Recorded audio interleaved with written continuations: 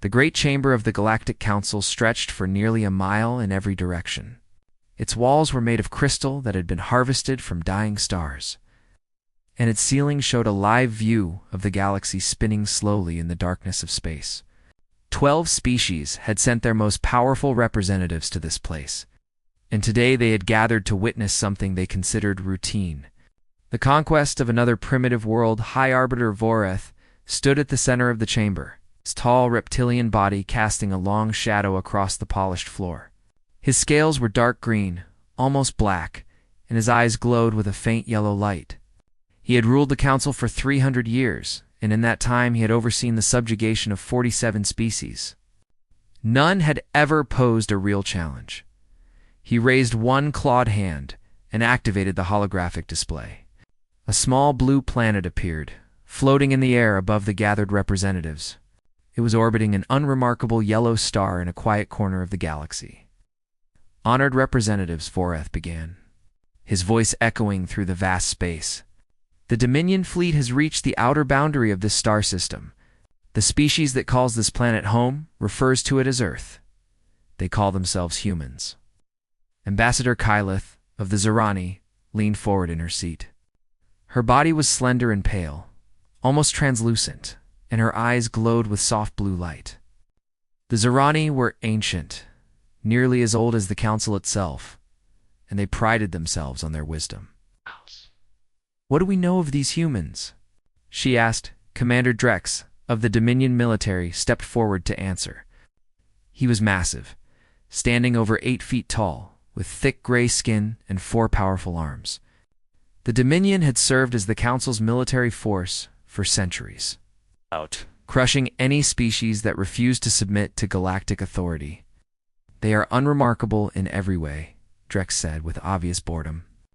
"They possess primitive nuclear weapons. Their spacecraft use chemical propulsion and cannot travel faster than light. They have no shield technology, no energy weapons, and no understanding of dimensional mechanics. Our scouts have observed them for several decades. They spend most of their time fighting among themselves." Soft laughter rippled through the chamber. The Grothian ambassador, a massive creature that resembled a pile of moving rocks, made a grinding sound that passed for amusement among his kind. "How long until they surrender?" Voreth asked. Drex consulted a small device attached to his wrist. "Our analysts predict 6 standard hours. They will likely attempt to negotiate within the first hour once they realize they are outmatched. Total planetary surrender should follow shortly after." Kyloth nodded slowly. "And then they will be added to the labor pools, like the others." "Naturally," Voreth replied. "Their planet has significant mineral resources. The humans themselves appear to be reasonably intelligent for primitives. They will make adequate workers." None of the representatives questioned this plan. It had been executed hundreds of times before, on hundreds of worlds. The pattern was always the same. A primitive species would be discovered, observed from a distance, and then conquered when the council decided their resources were needed. Resistance was always brief and futile, but on the small blue planet below, something very different was happening. Admiral Daniel Cooper stood in the United Nations Emergency Command Center, located deep beneath the streets of Geneva, Switzerland. The room was filled with screens showing data from sources that officially did not exist. Satellites that appeared on no registry tracked the approaching alien fleet. Sensors hidden throughout the solar system measured their speed and weapons output. Cooper was 62 years old. With gray hair cut short in military fashion and sharp blue eyes that missed nothing, he had spent his entire career preparing for this moment. Now that it had finally arrived, he felt a strange sense of calm. 300 warships, Captain Lisa Morgan reported from her station nearby. She was younger than Cooper, in her early 40s, with dark hair pulled back in a practical ponytail. She had been his second in command for nearly a decade. Each one measures approximately 12 miles long. They're carrying enough firepower to glass the entire planet several times over. "Oh?" Cooper nodded slowly. "Estimated time to Mars orbit? 17 minutes at their current speed." The Admiral turned to look at the main screen, which showed a tactical representation of the approaching fleet. The alien ships were arranged in a standard conquest formation, with heavy battleships at the front and support vessels trailing behind. They were moving with absolute confidence, like predators approaching prey that had no chance of escape. "Get me President Martinez," Cooper ordered, "and send the activation code for Protocol Omega to all designated facilities." Morgan's fingers flew across her console. Within seconds, the face of President Carlos Martinez appeared on a secondary screen. He was sitting in the Oval Office, surrounded by advisors who all wore expressions of carefully controlled fear. "Admiral Cooper," the president said, "I've seen the reports. Is it true? Are they really here?" "Yes, sir. The Dominion fleet will reach Earth orbit in approximately 45 minutes. Martinez closed his eyes for a moment. When he opened them again, they were filled with grim determination. "Do we have everything we need?" "We've been preparing for 40 years, sir. We're as ready as we'll ever be." The president nodded slowly. "Then God help us all. You have full authorization to execute Protocol Omega." The connection ended. Cooper turned to face the dozens of officers working at stations throughout the command center. They had all been selected for this duty years ago. They had all kept the secret. "Ladies and gentlemen," he said quietly, "this is the moment we've trained for our entire lives. 40 years ago, our grandparents discovered that we were not alone in the universe. They also discovered that the galaxy is not a friendly place. Since then, we have worked in secret to prepare for this day. Today, we stop pretending to be helpless. Today, we show these invaders what humanity is truly capable of." He paused, looking at each face in turn. He saw fear there, but also determination, pride, resolve. "Send the signal. Wake everything up." Across the planet, hidden facilities that had been dormant for decades suddenly came to life. In the Nevada desert, fusion reactors that officially did not exist began generating power. In the depths of the Pacific Ocean, submarines carrying weapons that appeared in no military inventory received their orders. In orbit, what the world believed to be communication satellites began reconfiguring into something far more dangerous, and on the dark side of the moon, protected from observation by thousands of feet of lunar rock. An installation that had been under construction since 1995 powered up its main systems for the very first time. The aliens were coming. They expected to find a primitive species, ready to surrender. They were about to discover how wrong they were. The year was 1987, and everything changed for humanity. A spacecraft of unknown origin crashed in the frozen wilderness of Siberia, far from any city or town. The Soviet government found it first, but within weeks, American satellites had detected the crash site. What followed was the most important secret. Agreement in human history. The leaders of both superpowers met in absolute secrecy. They examined the wreckage together. They saw technology that was thousands of years ahead of anything on Earth, and most importantly, they found the ship's database, which contained information about the Galactic Council and its methods of conquering primitive worlds. For the first time, the nations of Earth understood the truth. They were not alone, and the beings watching them from the stars were not friendly. The decision was made quickly. All evidence of the crash would be hidden. The technology would be studied in secret facilities built far from public view, and humanity would begin the long process of preparing for the day. When the aliens finally came, Dr. Samuel Grant had been working on that preparation for his entire adult life. Now 68 years old, he stood in the primary control room of Installation 7, buried 300 feet beneath the Nevada desert. His white hair was thin and messy, and his eyes were red from lack of sleep, but his hands were steady as he initiated the startup sequence for the planetary defense grid. "Power output is climbing," reported Dr. Maria Santos from the station beside him. She was 20 years younger than Grant, a brilliant physicist who had been recruited straight out of graduate school. "Fusion reactors 1 through 12 are now online. 13 through 20 are warming up." Grant nodded, watching the numbers climb on his screen. "What's our timeline?" "Reactors will reach full output in approximately 8 minutes. The grid will be operational for minutes after that, in the fleet." Santos checked another display. 17 minutes until they reach Mars orbit. "We'll be ready with 5 minutes to spare." Grant allowed himself a small smile. 40 years of work. 40 years of secrecy. 40 years of pretending that humanity was too primitive to be a threat. All of it had led to this moment. The installation around them was enormous. Stretching for miles in every direction beneath the empty desert above, it contained laboratories, manufacturing facilities, and living quarters for the thousands of scientists and engineers who had dedicated their lives to this project. Everything had been built using technology reverse-engineered from the crashed alien ship and from the 14 other extraterrestrial vessels that had been secretly recovered in the decades since. The aliens believed they were watching a primitive species struggling to reach their nearest planetary neighbor. They had no idea that humanity had been building starships of their own for the past 30 years, 3,000 miles away. Beneath the dark waters of the Pacific Ocean, Commander Jack Sullivan stood on the bridge of the submarine Trident. The vessel was officially listed as decommissioned, struck from the Naval Registry 15 years ago. In reality, it had been completely rebuilt with technology that was decades ahead of anything the public knew about. Sullivan was a career Navy man, 54 years old, with a face weathered by years of service. He had commanded submarines for most of his life, but nothing had prepared him for the vessel he now controlled. The Trident could dive deeper than any other submarine in history. It could move faster and stay underwater longer, and the weapons it carried were unlike anything that had ever existed on Earth before.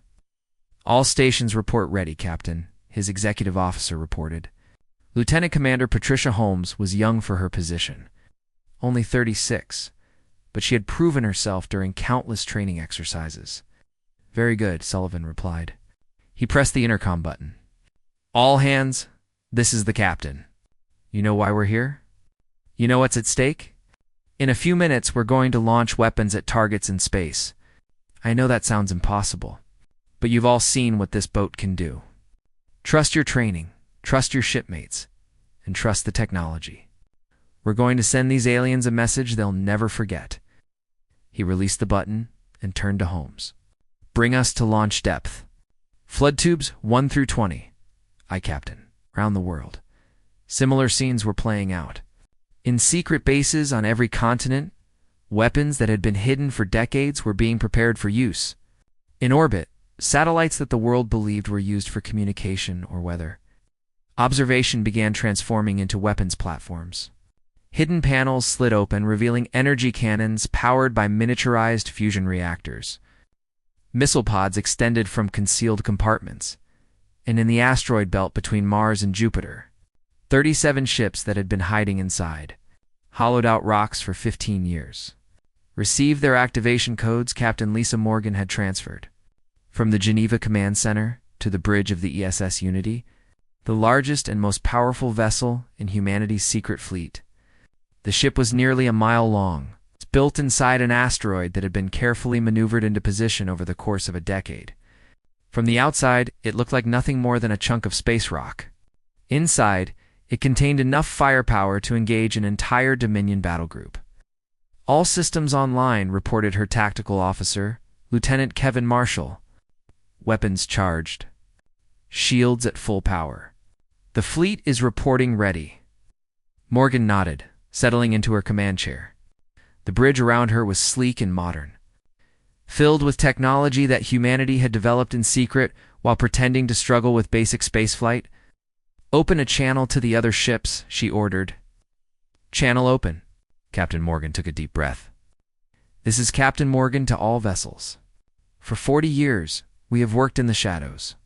We have watched our families and friends believe that we were defenseless against whatever might come from the stars. Today, that changes.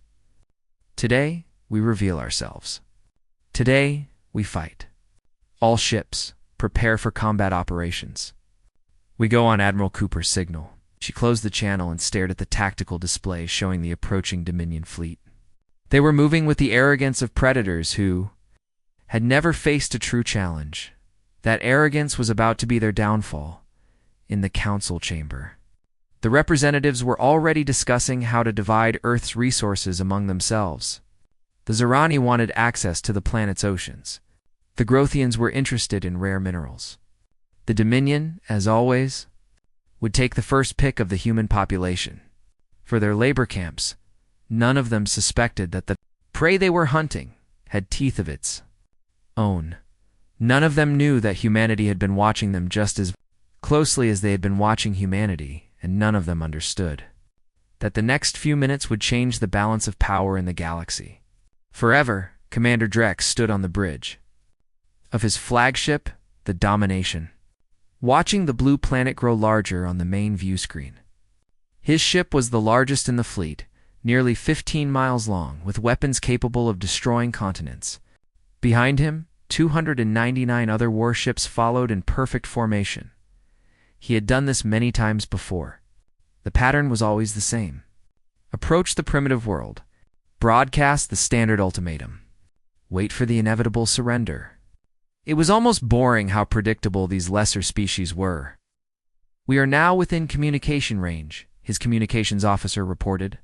"Shall I transmit the subjugation message?" "Yes," Drex replied, settling more comfortably into his command chair. "Let us get this over with."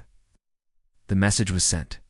It was the same message that had been sent to hundreds of worlds before. Surrender unconditionally.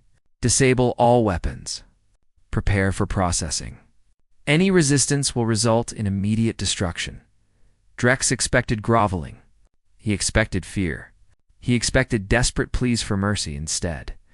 His view screen flickered and showed a human face. Admiral Daniel Cooper stared back at him with calm, steady eyes.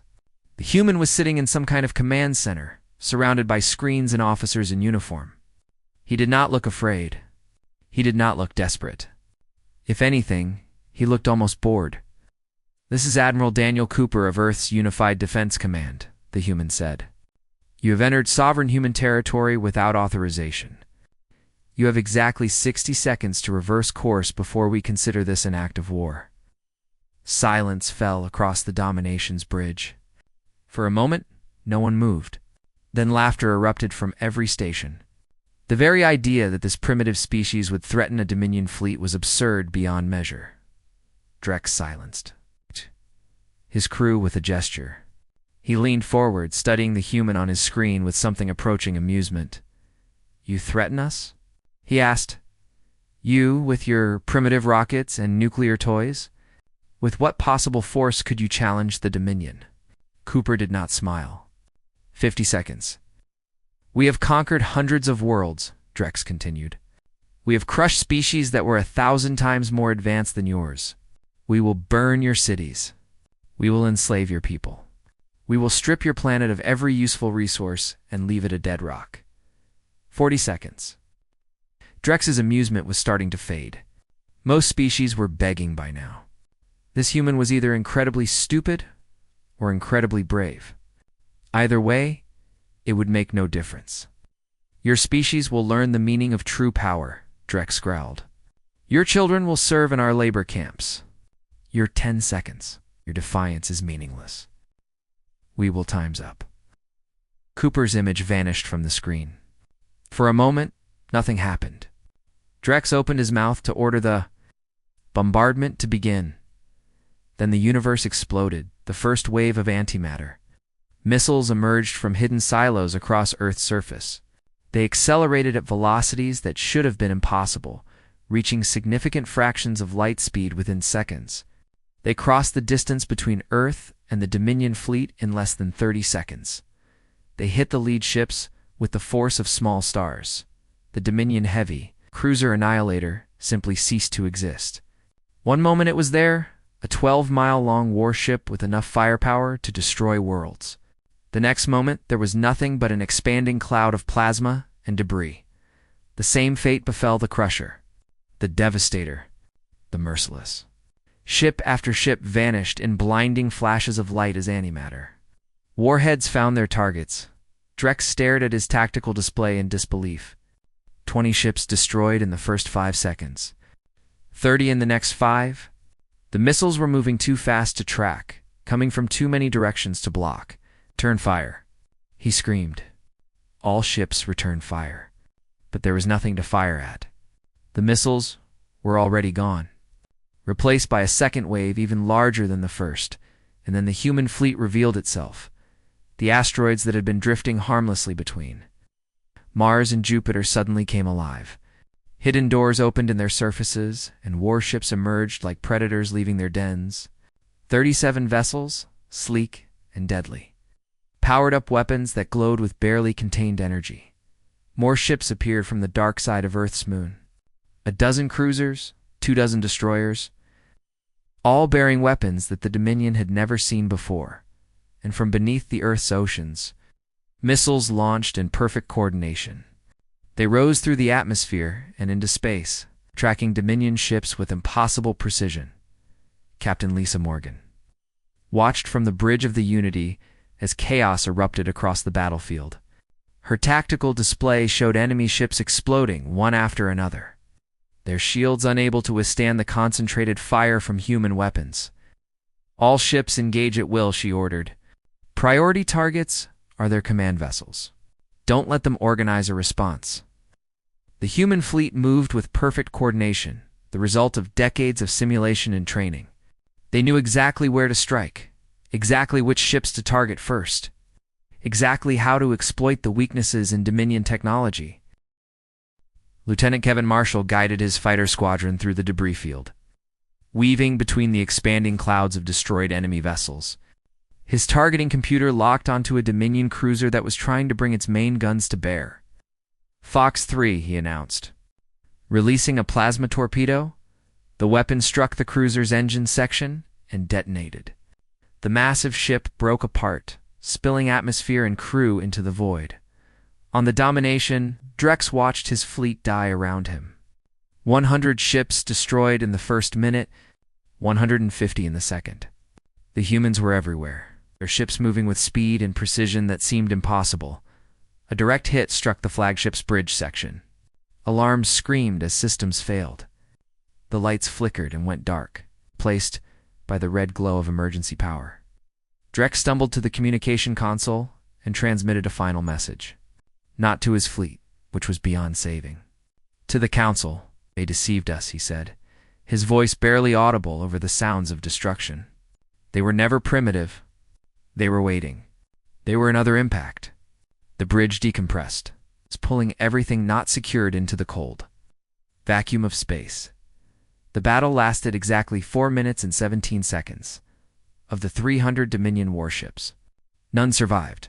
In the council chamber, the holographic display showed nothing but debris where the mighty fleet had been. The representatives sat in stunned silence, unable to comprehend what they had just witnessed. High Arbiter. Vorath stared at the floating wreckage with eyes that had gone wide with something he had not felt in centuries.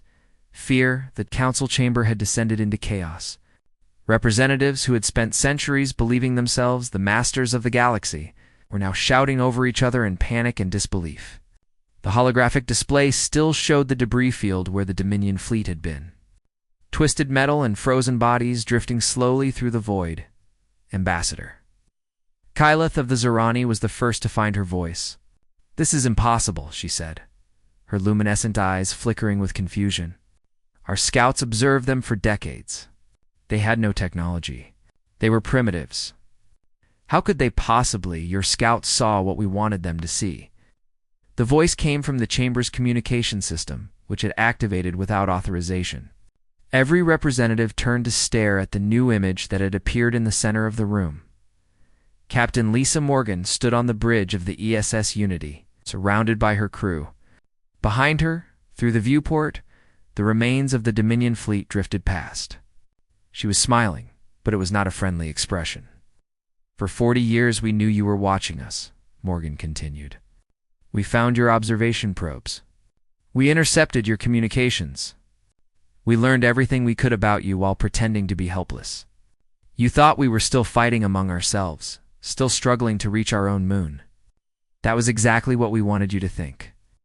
High Arbiter Vorath stepped forward, his composure finally returning. "You have made a grave mistake, human. The Dominion fleet was merely the first wave. The Council commands forces beyond your comprehension. You may have won this battle, but have we?" Morgan interrupted. "Check your long-range sensors, Arbiter. Take a good look at what's happening in your own territory right now. Vorath gestured to one of his aides, who quickly accessed the chamber's sensor network. What he found made his scales turn pale. Arbiter, the aide whispered, there are human ships throughout Council space. Dozens of them. They're not attacking, but they're positioned near our most important installations. Our shipyards. Our communications hubs. Our defense platforms. Morgan nodded. We didn't just prepare to defend Earth. We prepared to take the fight to you if necessary. Right now, you have 37 human vessels within striking distance of targets that would cripple your civilization if destroyed. We can end this war today, one way or another. The choice is yours. Silence fell across the chamber. The representatives looked at each other with expressions of shock and dawning understanding. They had walked into a trap that had been decades in the making. On Earth, Admiral Cooper watched the exchange from the Geneva Command Center. Around him, his staff monitored the situation throughout the solar system and beyond. The debris from the battle was still spreading, but no new threats had appeared. The Dominion reinforcements that everyone had feared were not coming. Admiral, one of his officers reported, we're receiving surrender requests from the remaining Dominion forces in the outer system. Their supply ships and support vessels want to negotiate safe passage home. Granted. Cooper replied, let them leave. We've made our point. Captain Morgan was still addressing the council. We don't want war, she said. We never wanted war. But we refused to be conquered. We refused to be enslaved. We built our weapons because we knew you would come eventually, and we wanted to be ready. Now that you understand what we're capable of, perhaps we can find a better way forward. Kyloff stepped forward, her voice careful and measured. What do you propose? Diplomacy. Trade. Exchange of knowledge. Humanity is willing to take its place in the galactic community, but as equals, not as subjects. We have technologies that could benefit every species represented in this chamber, and I suspect you have knowledge that could help us as well, if we refuse. Vorath asked. Morgan's expression hardened. Then we go home and you never bother us again. We've proven we can defend ourselves. We've proven we can strike at your core territories. If you leave us alone, we'll leave you alone. But if you ever send another fleet to our system, we will not be satisfied with simple defense. We will come for you, all of you, and we will not stop until the Council is nothing but a memory. The threat hung in the air, cold and absolute. Every representative understood that she meant exactly what she said. This species, which they had dismissed as primitive and helpless, had revealed itself to be more dangerous than anything they had ever encountered in the hours that followed. The shape of a new galactic order began to form. The Council agreed to recognize Earth's sovereignty. Trade agreements were drafted. Scientific exchanges were proposed. Humanity would not be a conquered people. Instead, they would be partners. Dr. Samuel Grant stood in his laboratory in Installation 7, watching the news feeds from around the world. The secret was finally out. People everywhere were learning the truth about what their governments had been hiding for 40 years. There was shock, of course. Anger that they had been kept in the dark. But there was also pride. Humanity had faced the greatest threat in its history and emerged victorious. His colleague, Dr. Maria Santos, joined him at the observation window. Hard to believe it's over, she said quietly. It's not over, Grant replied. It's just beginning. We've announced ourselves to the galaxy now. There's no going back to hiding. We have to figure out what kind of species we want to be. Lieutenant Kevin Marshall and his squadron had returned to the Unity. Their fighters being serviced after the brief but intense battle. He sat in the pilot's ready room with Lieutenant Amy Chen, both of them still processing what they had experienced. 4 minutes, Chen said, shaking her head. We destroyed 300 ships in 4 minutes. I've run simulations my whole life, but nothing prepared me for the real thing. I know, Marshall replied. I keep thinking about the crews on those ships. They had families too. They thought they were going to conquer a helpless world, and instead they died in a few seconds. They would have done worse to us, Chen pointed out. You read the reports about what happens to species the Dominion conquers. The labor camps. The forced relocations. We defended ourselves. We defended our families and our planet. Marshall nodded slowly. I know. I just hope we never have to do it again. On the moon base. Technicians were already running diagnostics on the massive defense platforms that had remained silent during the battle. They had been held in reserve, a final line of defense that fortunately had not been needed. But they would remain ready, just in case. Humanity had proven itself. The galaxy knew now that Earth was not to be trifled with. But the true test was still to come. Could humanity handle its new role as a galactic power? Could they build alliances and maintain peace? Or would they become the same kind of conquerors they had just defeated? Those questions would take years to answer. For now, it was enough to celebrate survival. To honor the generations of scientists and soldiers who had worked in secret to prepare for this day. To look up at the stars and know that humanity finally had a place among them, not as slaves, not as victims, but as equals. 3 months had passed since the battle that changed everything. The debris from the destroyed Dominion fleet had been collected and studied, providing even more insights into alien technology. Around the world, the facilities that had been hidden for decades were now operating openly. Their scientists, celebrated as heroes instead of working in shadows. The Galactic Council had remained in emergency session for weeks after our defeat.